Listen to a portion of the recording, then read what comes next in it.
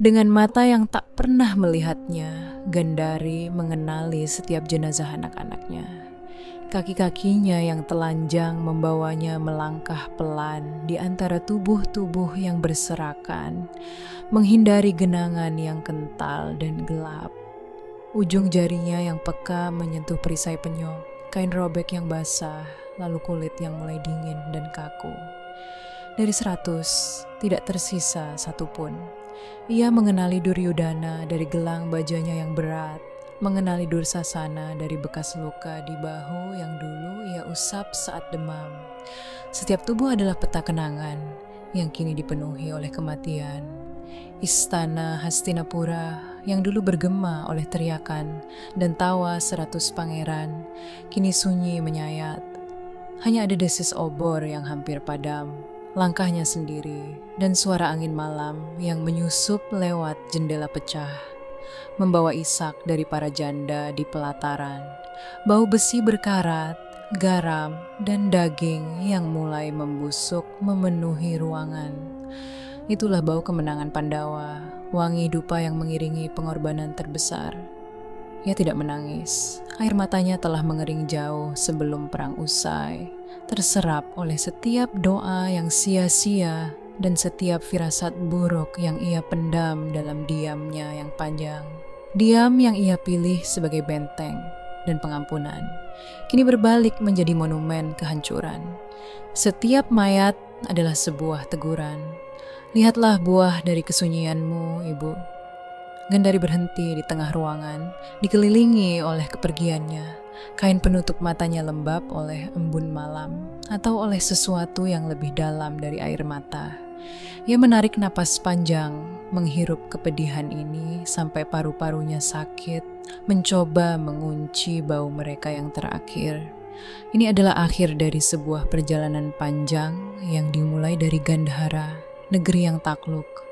Sebuah perjalanan yang dibayarnya tunai dengan 100 nyarga yang ia bawa ke dunia dan yang kini ia antar ke kayu pemakaman. Dari kegelapan matanya hanya ada satu gambar yang tersisa dan tak akan pernah pergi. Wajah-wajah mereka saat masih kecil tertawa sebelum nafsu dan ambisi menggerogoti jiwa mereka, sebelum ia memilih untuk tidak melihat.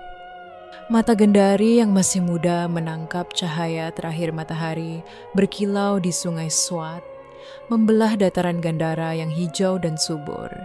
Ia berlari kecil di antara kebun aprikot, tawa melepas seperti burung. Ayahandanya, Raja Subala, memanggilnya dari balkon istana. Gandari, lari kemana putri kecil? Suaranya hangat dan lapang, seperti negeri mereka yang tak pernah mengenal kekalahan. Itulah kenangan yang tersisa, sebuah negeri yang utuh, sebuah dunia di mana ia adalah pusatnya, seorang putri yang pikirannya bebas dan kakinya kuat. Ia diajari filsafat dan strategi, bukan kepasrahan. Seorang pemimpin, kata gurunya, harus melihat lebih tajam dari yang lain. Namun, ada bayangan di balik kemilau istana. Kakaknya, Sangkuni. Jika Gandari adalah matahari, Sangkuni adalah bulan yang dingin dan penuh perhitungan.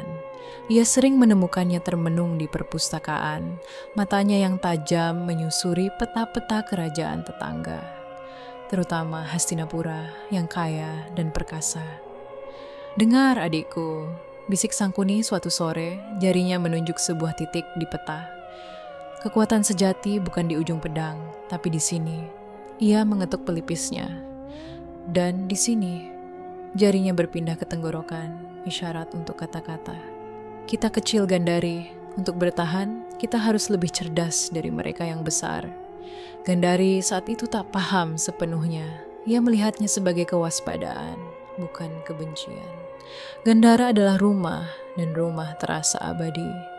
Ia menikmati kebebasannya, memimpikan masa depan di mana ia mungkin memimpin, bukan diserahkan. Sangkuni memperhatikannya, dan senyum tipisnya tidak pernah sampai ke mata. Kecerdikanmu akan berguna, adikku. Suatu hari nanti, kata-katanya menggantung seperti kabut pagi, ringan tapi membasahi. Kenangan itu kini terasa seperti mimpi di tengah bangunnya yang mengerikan. Wangi aprikot musim panas telah digantikan oleh bau besi dan kematian. Kebebasan gadis kecil itu telah berubah menjadi sangkar emas sebuah pernikahan politik. Dan kata-kata Sangkuni yang dulu terdengar seperti nasihat, kini bergema dalam pikiran Gandari sebagai ramalan gelap yang pertama. Sebuah benih kepahitan yang ditanam jauh sebelum perang. Jauh sebelum 100 anaknya lahir. Di tanah Gandhara yang tak lagi ia miliki. Gandhara jatuh bukan dengan gemuruh pertempuran, tapi dengan kesunyian yang mematikan. Utusan Hastinapura berdiri di Balairung, suaranya datar menyampaikan ultimatum. Penyerahan total atau penghancuran. Ayahandanya, Raja Subala, menua dalam satu malam. Di matanya Gandari melihat negerinya runtuh. Pernikahan itu adalah tanda damai yang pahit. Ia, putri Gandhara yang dulu bebas, menjadi barang tukar. Sebuah jaminan bahwa negeri kelahirannya akan tetap menjadi vasal yang patuh. Saat tirai pelaminan dibuka, untuk pertama kalinya ia berhadapan dengan Destarata. Seorang pria bijaksana dan lembut yang matanya tak bisa melihat. Ironi itu menyayatnya lebih dalam dari pedang apapun. Dia yang dipuji karena penglihatannya yang tajam diserahkan kepada seorang buta. Takdir mengolok-olok. Malam pertama itu dalam kamar yang asing dan hening, keputusasaan memuncak. Ia meraba wajah suaminya, merasakan bekas luka dan kerutan di sana. Ia mendengar napasnya, merasakan kelembutan yang tak terduga dari pria itu. Tapi yang lebih kuat adalah bayangan Sangkuni, yang kini tinggal di Hastinapura sebagai pendamping. Bisikan kakaknya berdesir di kepalanya. Kita kalah adikku, tapi permainan belum usai. Keesokan paginya, dengan hati yang beku, Gandari membuat keputusan terbesar dalam hidupnya. Ia memanggil dayang-dayangnya. Ambil kain terbaik, perintahnya, suaranya, datar seperti batu. Dan jahitlah selebar 2 telapak tangan. Mereka bingung, tapi menuruti. Saat selembar kain hitam pekat disodorkan padanya, Gandari merabanya. Kain itu tebal, tidak meneruskan cahaya sedikit pun. Dengan gerakan pasti yang mengejutkan semua orang, ia melilitkan kain itu di atas matanya, mengikatnya erat di belakang kepala. Dunia pun sirna dalam kegelapan yang ia pilih sendiri. Mulai hari ini, ucapnya ke dalam gelap yang baru saja ia ciptakan, aku tidak perlu melihat apa yang tidak bisa kuubah. Tindakan itu disebut sebagai kesetiaan, solidaritas pada suami yang buta. Tapi di dasar hatinya itu adalah perlawanan. Jika takdirnya adalah hidup dalam kegelapan, gelapnya kekalahan, gelapnya pernikahan paksa, maka ia akan menguasai kegelapan itu. Ia akan menjadikannya pilihan. Yang ia tidak sadari adalah dengan membutakan diri terhadap dunia, ia juga mulai membutakan diri terhadap bayangan yang tumbuh dalam rahimnya sendiri dan terhadap racun yang perlahan disuntikkan Sangkuni ke dalam telinga putra-putranya yang belum lahir. Kegelapan yang dipilih Gandari tidak mampu mengusir rasa hampa di rahimnya. Tahun demi tahun, marmer istana mendingin di bawah kakinya tanpa jejak kaki kecil. Bulan berganti musim dan bisikan bermula dari sudut-sudut koridor. Kutukan untuk putri taklukan atau lebih kejam lagi, kesuburan Gandhara mati bersamanya. Desakan itu datang bukan dari Destarata yang pengasih, tapi dari dorongan primitif dalam dirinya sendiri. Di tahun ke-7 tanpa anak, dengan suara serak oleh air mata yang tak pernah jatuh, ia memohon, panggilkan seorang resi, apapun syaratnya. Resi Wyasa yang datang, kulitnya berkerut seperti kulit kayu. Matanya seolah menembus kain penutupnya. Ia tidak meraba perutnya, hanya duduk dalam hening yang menekan. Kau membawa Gandhara ke sini, putri, suaranya menggetarkan udara. Seluruh beban kekalahan itu kau kubur di sini. Tangannya menunjuk tepat ke ulu hatinya. Sebongkah daging dan dendam yang kau anggang anak. Hingga batu itu kau lepaskan.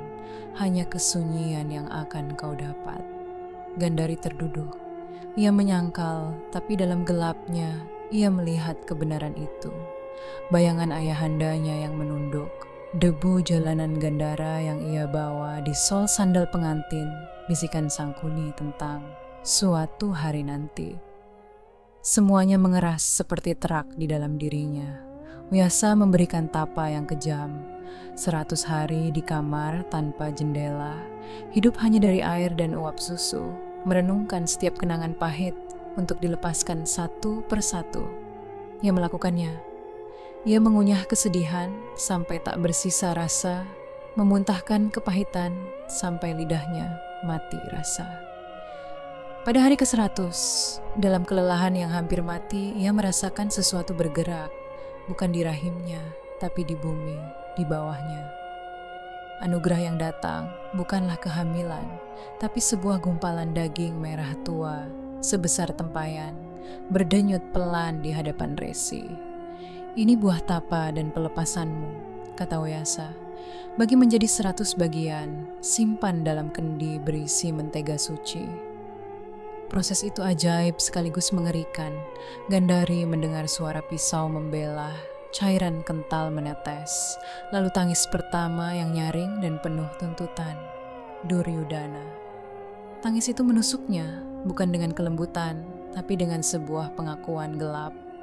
Ada sesuatu yang tidak sama di sini. Suara Sangkuni berbisik di balik tirai. Lihatlah adikku, api pembalas dendam kita.